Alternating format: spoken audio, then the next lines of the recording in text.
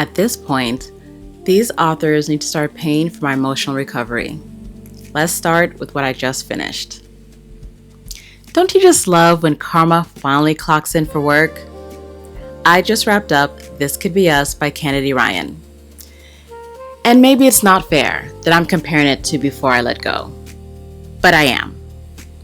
This book focuses on what it looks like to rebuild your life after betrayal and completely redefine what love's supposed to look like for you moving forward. Overall, I did like this book.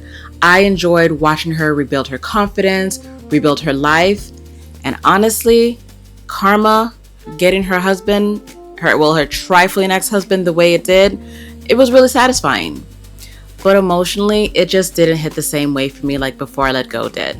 But I still appreciated watching her slowly figure out what happiness was going to look like for her going forward after everything she's been through. And speaking of emotional reads, let's get into what I'm currently listening to, which is Yellow Wife by Sadiqa Johnson. And just as I predicted, this is a heavy read for me. There were moments in this book that brought tears to my eyes and anger to my heart. So it got to a point where I actually had to pause it for a couple days before continuing. And honestly, this is exactly why I avoid stories surrounding slavery, because there are moments that are heartbreaking, unjust, and infuriating.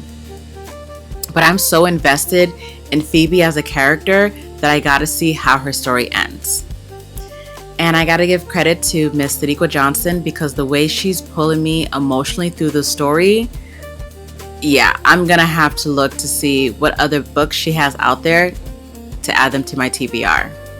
After emotionally suffering these last couple of reads, I think it's time for something a little softer.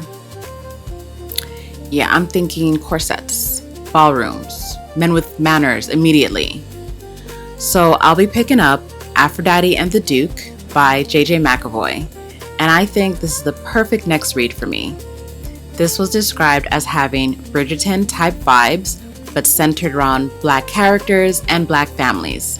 And honestly, after reading about slavery, I'm going to need to see my people thriving, elegant, and living in luxury. Because our history is bigger than suffering.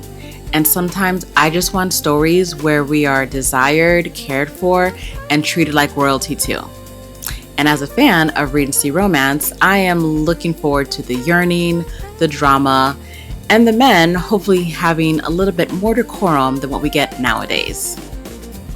So let me know if you've read or listened to any of these, and any suggestions you would have for me, go ahead and drop them in the comments. As you know, I'm always adding to my TBR. And as always, until the next chapter.